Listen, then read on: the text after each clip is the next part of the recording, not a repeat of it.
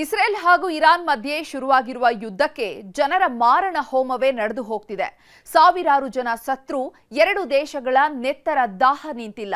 ಇದೇ ಹೊತ್ತಲ್ಲಿ ಈಗ ಬಿಳಿ ರಂಜಕದ ಬಾಂಬ್ ಸದ್ದು ಮಾಡ್ತಾ ಇದೆ.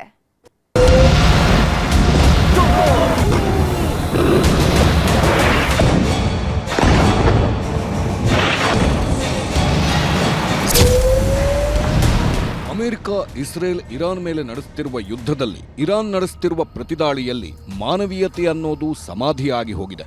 ಅಯ್ಯೋ ಪಾಪ ಅನ್ನೋ ಆಲೋಚನೆಗಳಿಲ್ಲ. ಮಕ್ಕಳು, ವೃದ್ಧರು, ಮಹಿಳೆಯರು ಅನ್ನೋ ಕನಿಕರವಿಲ್ಲ. ಯಾರಾದ್ರೂ ಸಾಯ್ಲಿ, ಎಷ್ಟು ಜನರಾದ್ರೂ ಬಲಿಯಾಗ್ಲಿ, ಏಟಿಗೆ ಏಟು, ದಾಳಿಗೆ ಪ್ರತಿದಾಳಿ, ರಕ್ತಕ್ಕೆ ರಕ್ತವೇ ಉತ್ತರ ಅನ್ನೋ ಮಟ್ಟಿಗೆ ಮಧ್ಯಪ್ರಾಚ್ಯದ ಮಹಾಯುದ್ಧ ನಡೀತಾನೇ ಇದೆ. ಕೊಲ್ಲಿಕಾಳಗ ಶುರುವಾಗಿ 10 ದಿನಗಳಾಯಿತು. ಇರಾನ್ ಶರಣಾಗಲು ಸಿದ್ಧವಿಲ್ಲ. ಅಮೆರಿಕ ಇಸ್ರೇಲ್ ದಾಳಿಯನ್ನೂ ನಿಲ್ಲಿಸ್ತಿಲ್ಲ. ಸೂರ್ಯ ಮುಳುಗಿ ಸೂರ್ಯ ಹುಟ್ಟೋದ್ರೊಳಗೆ ಆಗ್ತಿರೋ ಸ್ಫೋಟಗಳು ಊರೂರನ್ನೇ ಸ್ಮಶಾನವಾಗಿಸ್ತಿದೆ.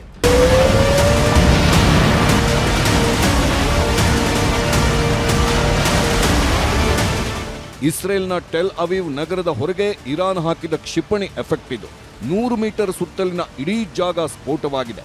ದಟ್ಟ ಬೆಂಕಿಯಿಂದ ಎದ್ದ ಕಪ್ಪು ಹೊಗೆ ಇಡೀ ಏರಿಯಾನೇ ಧೂಳಿಪಟ ಆಗಿರುವುದಕ್ಕೆ ಸಾಕ್ಷಿ.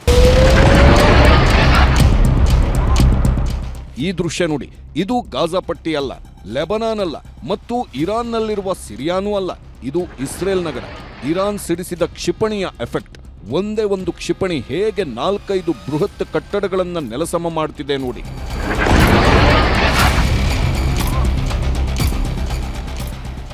ಇದು ರಾತ್ರೋರಾತ್ರಿ ಇರಾನ್ ಹಾರಿಸ್ತಿರೋ ಕ್ಷಿಪಣಿಗಳ ಸುರಿಮಳೆ. ಎಲ್ಲಿಂದ ಬರ್ತಿವೆ, ಎಲ್ಲಿ ಬೀಳುತ್ತಿವೆ ಅನ್ನೋದನ್ನು ಊಹಿಸೋದಕ್ಕಾಗ್ತಿಲ್ಲ. ಆ ಥರ ಒಂದರ ಹಿಂದೆ ಒಂದರಂತೆ 20-30 ಕ್ಷಿಪಣಿಗಳು ಇಸ್ರೇಲ್ ಮೇಲೆ ಬಂದು ಬೀಳುತ್ತಿವೆ.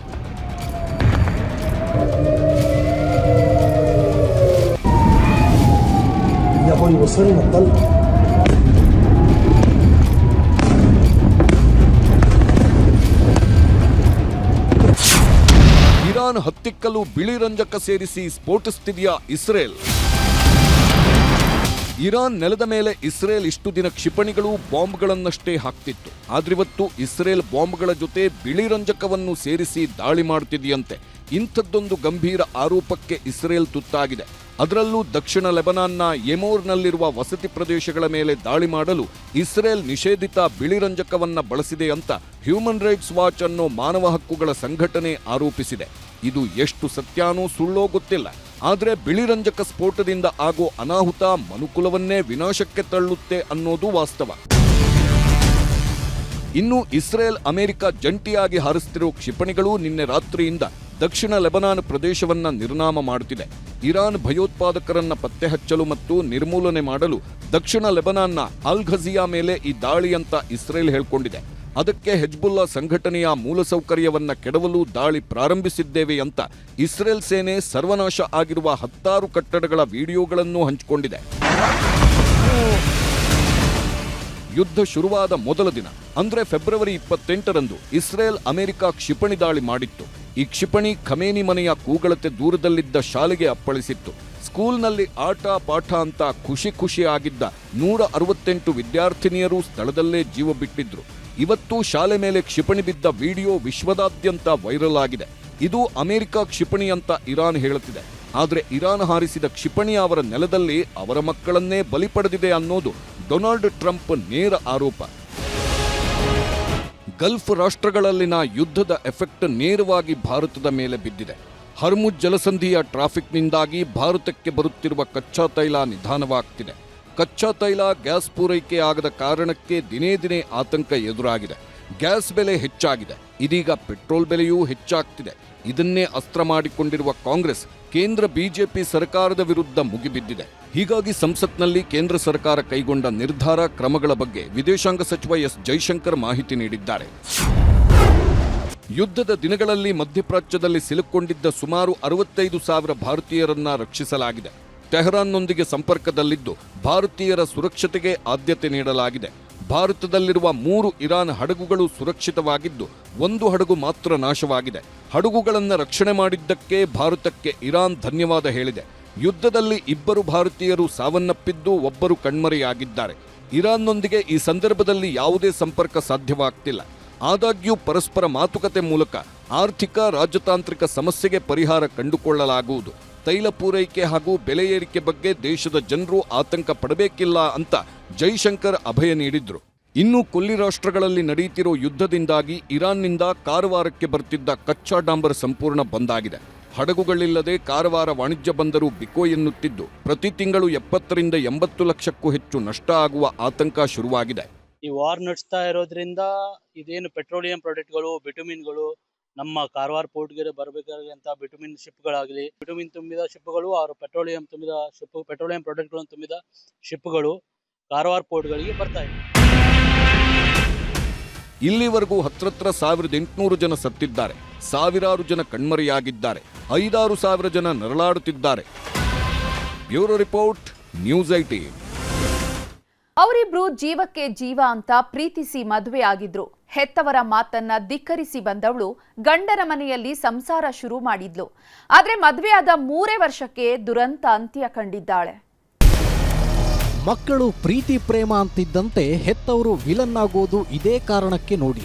ಗೊತ್ತು ಪರಿಚಯ ಇರಲ್ಲ, ಜೀವನದ ಬಗ್ಗೆ ಯಾವುದೇ ಗುರಿ ಇರಲ್ಲ, ಪ್ರಾಯದ ವಯಸ್ಸಲ್ಲಿ ಹುಟ್ಕೊಳ್ಳೋ ಪ್ರೀತಿ ಎಲ್ಲಿ ಜೀವನ ಹಾಳು ಮಾಡುತ್ತೋ ಅಂತ ಪರಿಪರಿಯಾಗಿ ಬುದ್ಧಿ ಹೇಳ್ತಾರೆ. ಮಕ್ಕಳು ಮಾತ್ರ ಕೇಳೋ ಸ್ಥಿತಿಯಲ್ಲಿ ಇರಲ್ಲ. ಯಾಕೆಂದ್ರೆ ಮೊದಲೆಲ್ಲ ಪ್ರೀತಿ ಅನ್ನೋದು ಸವಿ ಜೇನಿನಂತಿರುತ್ತೆ. ಆದರೆ ಕುತ್ತಿಗೆಗೆ 3 ಗಂಟು ಬೀಳ್ತಿದ್ದಂತೆ ಹಲವರ ಬದುಕಲ್ಲಿ ಹೊಸ ಹೊಸ ಕಥೆಗಳು ಹುಟ್ಕೊಳ್ತವೆ. ಈಕೆ ಬದುಕಲ್ಲಿ ಆಗಿದ್ದೂ ಇದೆ. ಪ್ರೀತಿಸಿ ಮದುವೆಯಾಗಿದ್ದ ಹೆಣ್ಮಗಳು 3 ವರ್ಷಕ್ಕೆ ಅನುಮಾನಾಸ್ಪದವಾಗಿ ಸಾವನ್ನಪ್ಪಿದ್ದಾಳೆ. ಗಂಡನ ಮನೆಯವರ ವರದಕ್ಷಿಣೆ ದಾಹಕ್ಕೆ ಮಗಳು ಸಾವನ್ನಪ್ಪಿದ್ದಾಳೆ ಅಂತ ಹೆತ್ತವರು ಆರೋಪ ಮಾಡ್ತಿದ್ದಾರೆ. ಪ್ರೀತಿಸಿ ಮದುವೆಯಾದ 3 ವರ್ಷಕ್ಕೆ ದುರಂತ ಅಂತ್ಯ. ವರದಕ್ಷಿಣೆ ಕಿರುಕುಳ ಮಸಣ ಸೇರಿದ ವರಲಕ್ಷ್ಮಿ. ಈಕೆ ಹೆಸರು ವರಲಕ್ಷ್ಮಿ ಅಂತ. ಇನ್ನು ಜಸ್ಟ್ 25 ವರ್ಷ, ಚಿಕ್ಕಬಳ್ಳಾಪುರದ ಗುಡಿಬಂಡೆಯ ಪಾಪಿನಾಯಕನಹಳ್ಳಿಯ ನಿವಾಸಿ. 3 ವರ್ಷದ ಹಿಂದೆ ಗಂಗರಾಜು ಅನ್ನೋ ನನ್ನ ಪ್ರಾಣಕ್ಕಿಂತ ಹೆಚ್ಚು ಪ್ರೀತಿ ಮಾಡ್ತಾ ಇದ್ಲು. ಆದರೆ ಇವರಿಬ್ಬರ ಪ್ರೀತಿಗೆ ಮನೆಯವರ ವಿರೋಧ ಇದ್ದಿತ್ತು. ಇಬ್ಬರದ್ದು ಬೇರೆ ಬೇರೆ ಜಾತಿ ಅಂತ ಕೆರಳಿ ಕೆಂಡವಾಗಿದ್ರು. ಆದರೆ ಇದ್ಯಾವುದಕ್ಕೂ ಕ್ಯಾರೆ ಎನ್ನದ ಜೋಡಿ ಹಕ್ಕಿಗಳು ಮನೆ ಬಿಟ್ಟು ಬಂದು ಮದುವೆಯಾಗಿದ್ರು. ಮೊದಲೆಲ್ಲ ಗಂಡ ಹೆಂಡತಿ ಚೆನ್ನಾಗಿಯೇ ಇದ್ರು. ಆದರೆ ದಿನಗಳು ಕಳೀತಿದ್ದಂತೆ ವರದಕ್ಷಿಣೆ ಕಿರುಕುಳ ಶುರುವಾಗ್ತಿತ್ತಂತೆ. ತವರು ಮನೆಯಿಂದ ವರದಕ್ಷಿಣೆ ತಗೊಂಡು ಬಾ ಅಂತ ಕಿರುಕುಳ ಕೊಡ್ತಿದ್ರು ಅನ್ನೋ ಆರೋಪ ಕೇಳಿ ಬರ್ತಿದೆ. ನಿನ್ನೆ ಅದೇನಾಯ್ತೋ ಗೊತ್ತಿಲ್ಲ, ಇದ್ದಕ್ಕಿದ್ದಂತೆ ವರಲಕ್ಷ್ಮಿ ಗಂಡನ ಮನೆಯಲ್ಲಿ ಅನುಮಾನಾಸ್ಪದವಾಗಿ ಸಾವನ್ನಪ್ಪಿದ್ದಾಳೆ. ವರದಕ್ಷಿಣೆ ನಡೆದೈತೆ, ಕಾಸು ಕೊಟ್ಟವ್ರೆ ನಮ್ಮಮ್ಮ, ನಂಗೆ ಗೊತ್ತಾಗ್ದಿರ ಕೊಟ್ಟವ್ರೆ, ಹಿಂಗ್ ದುಡ್ಡು ಕೊಡ್ತಾವ್ರ ಅಂತ ನನ್ಗೇನ್ ಇನ್ಫಾರ್ಮ್ ಮಾಡಿಲ್ಲ. ಕೊಳ್ಳಿ ಬಿಡು ಆರಾಮಾಗವ್ರ ಅಂತ ನಾನು ಕಲ್ದಿರ ಇದ್ದೆ ಸರ್. ಇದು ಕನ್ಫರ್ಮ್ ಸರ್, ಅವನೇ ಸಾಯಿಸಿರೋದು, ಹೊಡೆದು ಸಾಯಿಸವನ ಸರ್ ಅವನು.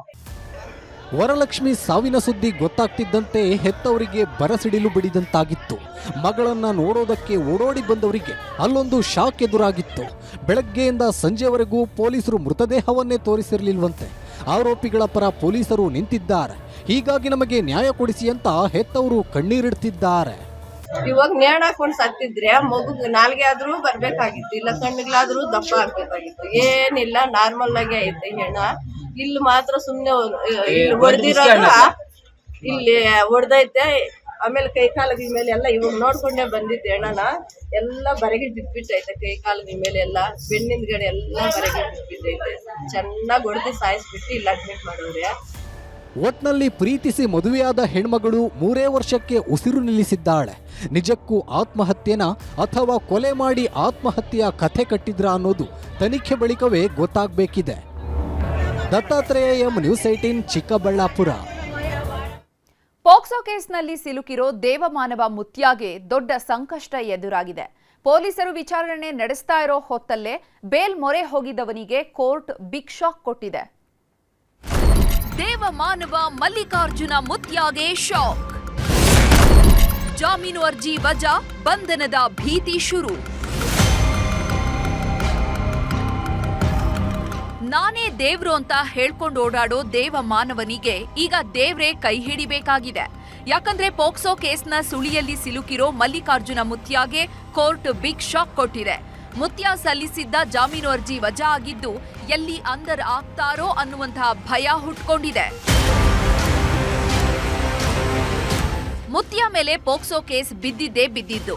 ಉತ್ತರ ಕರ್ನಾಟಕದ ಭಕ್ತರು ಕಂಗಾಲಾಗಿ ಹೋಗಿದ್ದಾರೆ. ನಮ್ಮ ದೇವ್ರು ಅಂತವ್ರಲ್ಲ, ನಮ್ಮ ದೇವ್ರು ಯಾವುದೇ ತಪ್ಪು ಮಾಡಿಲ್ಲ ಅಂತ ಬ್ಯಾಟಿಂಗ್ ಮಾಡ್ತಿದ್ದಾರೆ. ಇದರ ಮಧ್ಯೆ ನೋಟಿಸ್ ನೀಡಿದ ಪೊಲೀಸರು ವಿಚಾರಣೆ ಸಹ ನಡೆಸಿದ್ರು. ಸತತ 6 ಗಂಟೆಗಳ ಕಾಲ ವಿಚಾರಣೆ ನಡೆಸಿದ್ದ ಪೊಲೀಸರು ಮುತ್ಯರ ಮೊಬೈಲ್ ಜಪ್ತಿ ಮಾಡಿದ್ದಾರೆ ಅಂತ ಹೇಳಲಾಗ್ತಾ ಇದೆ. ಹೀಗೆ ಪೊಲೀಸರ ಕೈಯಿಂದ ಪಾರಾಗಿದ್ದ ಮುತ್ಯ ಕೋರ್ಟ್ ಮೊರೆ ಹೋಗಿದ್ರು. ಬಂಧನದ ಸುಳಿಯಿಂದ ಪಾರಾಗೋದಕ್ಕೆ ಜಾಮೀನು ಅರ್ಜಿ ಸಲ್ಲಿಸಿದ್ರು. ಆದ್ರೆ ಯಾದಗಿರಿ ಜಿಲ್ಲಾ ಪ್ರಧಾನ ನ್ಯಾಯಾಲಯ ಬಿಗ್ ಶಾಕ್ ಕೊಟ್ಟಿದೆ. ನಿರೀಕ್ಷಣಾ ಜಾಮೀನು ಅರ್ಜಿ ವಜಾ ಆಗಿದ್ದು ಮುತ್ಯ ಭಕ್ತರಿಗೆ ನುಂಗಲಾಗದ ತುಪ್ಪವಾಗಿ ಪರಿಣಮಿಸಿದೆ.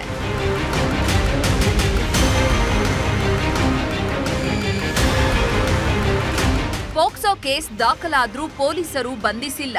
ಆತ ಕೋರ್ಟ್ನಲ್ಲಿ ಜಾಮೀನು ಸಿಕ್ತಿಲ್ಲ. ಹೀಗಾಗಿ ಉತ್ತರ ಕರ್ನಾಟಕದ ಭಕ್ತರು ಈಗ ಮುತ್ಯ ಕಡೆಗೆ ಕಣ್ಣಿಟ್ಟು ನೋಡ್ತಿದ್ದಾರೆ.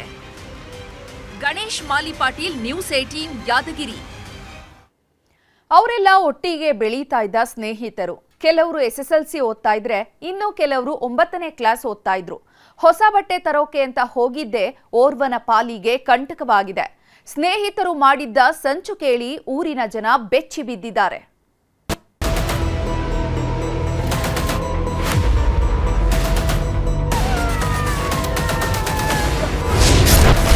ಹೋಗಿದ್ದು 3, ವಾಪಸ್ ಬಂದಿದ್ದು 2. ಒಬ್ಬ ಮಿಸ್ಸಿಂಗ್. ಭಯಾನಕ ಕತೆ ಬಿಚ್ಚಿಟ್ಟ ಅಪ್ರಾಪ್ತರು. ಪಾತಕ ಲೋಕ ಅನ್ನೋದು ಯಾವ ಮಟ್ಟಕ್ಕೆ ಚಾಚಿಕೊಂಡಿದೆ ನೋಡಿ. ಮುಗ್ಧ ಮನಸ್ಸಿನ ಹುಡುಗರನ್ನು ಬಿಡದೆ ಈ ಪಾಪಿಗಳ ಲೋಕ ಆವರಿಸಿಕೊಂಡಿದೆ. ಇಷ್ಟು ಚಿಕ್ಕ ವಯಸ್ಸಲ್ಲಿ ಈ ಮಟ್ಟಿಗಿನ ಕ್ರಿಮಿನಲ್ ಐಡಿಯಾ ಮಾಡ್ತಾರೆ ಅಂತ ಊಹಿಸಿಕೊಳ್ಳೋದಕ್ಕೂ ಆಗ್ತಿಲ್ಲ. ಶಾಲೆಯಲ್ಲಿ ಬೀಳ್ಕೊಡುಗೆ ಸಮಾರಂಭ ಆಗಿದೆ ಅಂತ ಹೊಸ ಬಟ್ಟೆ ತರೋದಕ್ಕೆ 3 ಸ್ನೇಹಿತರು ಹೋಗಿದ್ರು. ಆದ್ರೆ ವಾಪಸ್ ಬಂದಿದ್ದು ಮಾತ್ರ 2. ನಮ್ಮ ಮಗ ಎಲ್ ಹೋದ ಅಂತ ಹುಡುಕಾಡೋದಕ್ಕೆ ಶುರು ಮಾಡ್ತಿದ್ದಂತೆ ಸಾವಿನ ರೋಚಕತೆ ಬಿಚ್ಕೊಂಡಿದೆ. ಬಳ್ಳಾರಿಯಲ್ಲದೆ ಅಪ್ರಾಪ್ತ ಬಾಲಕನ ಅಟ್ಟಹಾಸದ ಸುದ್ದಿ ದೊಡ್ಡದಾಗಿ ಸದ್ದು ಮಾಡ್ತಿದೆ. ಇದೇ ಹೊತ್ತಲ್ಲದೆ ಈಗ ರಾಯಚೂರಲ್ಲದೆ ಭಯಾನಕ ಕ್ರೈಮ್ ಸ್ಟೋರಿಯೊಂದು ನಡೆದಿದೆ. ಇವರೆಲ್ಲ ಗುಂಡಸಾಗರ ಗ್ರಾಮದ 9, 10ನೇ ತರಗತಿ ವಿದ್ಯಾರ್ಥಿಗಳು. ಯಾವಾಗ್ಲೂ ಒಟ್ಟೊಟ್ಟಿಗೆ ಇರ್ತಿದ್ರು. ಇನ್ನೇನು 2-3 ದಿನದಲ್ಲಿ ಶಾಲೆಯಲ್ಲಿ ಬೀಳ್ಕೊಡುಗೆ ಸಮಾರಂಭ ಆಗಿತ್ತು. ಹೀಗಾಗಿ ಹೊಸ ಬಟ್ಟೆ ತರುವುದಕ್ಕೆ ಅಂತ 3 ಬೈಕ್ನಲ್ಲಿ ಹೋಗಿದ್ದಾರೆ. ಇಲ್ಲೇ ನೋಡಿ, ಇಡೀ ಕಥೆಗೆ ದೊಡ್ಡ ಟ್ವಿಸ್ಟ್ ಸಿಕ್ಕಿದ್ದು. ಹೋಗಿದ್ದು 3, ಆದರೆ ವಾಪಸ್ ಬಂದಿದ್ದು ಮಾತ್ರ 2. 3ನೇಯವನು ಎಲ್ಲಿ ಹೋದ ಅನ್ನೋದು ನಿಗೂಢವಾಗಿತ್ತು. ಮನೆಯವರು ಊರೆಲ್ಲ ಹುಡುಕಿದ್ರೂ ಸಿಕ್ಕಿರ್ಲಿಲ್ಲ. ಯಾವಾಗ ಈ ಹುಡುಗರ ಬಳಿ ಬಂದ್ರೋ ಆಗ್ಲೇ ನೋಡಿ ಅಸಲಿ ಕಹಾನಿ ಬಿಚ್ಕೊಂಡಿದ್ದು. ಗೆಳೆಯನನ್ನೇ ಜಲಸಮಾಧಿ ಮಾಡಿದ್ದ ಸತ್ಯ ಬಿಚ್ಚಿಟ್ಟಿದ್ದು.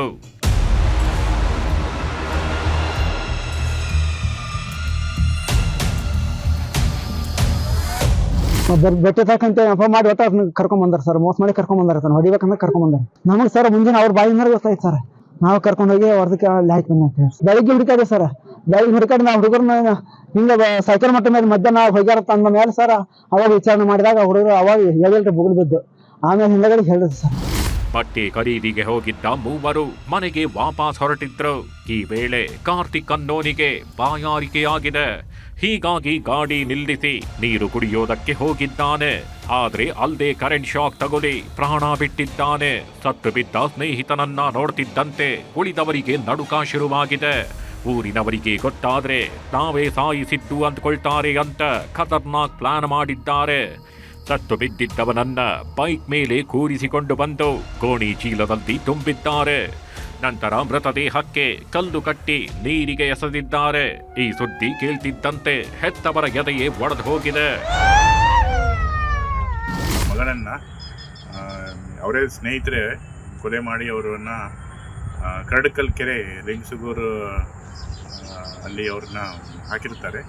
ಬಾಡಿಯನ್ನು ರಿಕವರ್ ಮಾಡಿ ಆಸ್ಪತ್ರೆಗೆ ತಗೊಂಡೋಗಿ ಪೋಸ್ಟ್ಮಾರ್ಟಮ್ ಮಾಡಿದ್ದೇವೆ. ಯಾರು ತಪ್ಪು ಮಾಡಿದ್ದಾರೆ ಅವರ ಮೇಲೆ ಕಠಿಣ ಕಾನೂನು ಕ್ರಮ ಕೂಡ ಕೈಗೊಳ್ಳುತ್ತದೆ.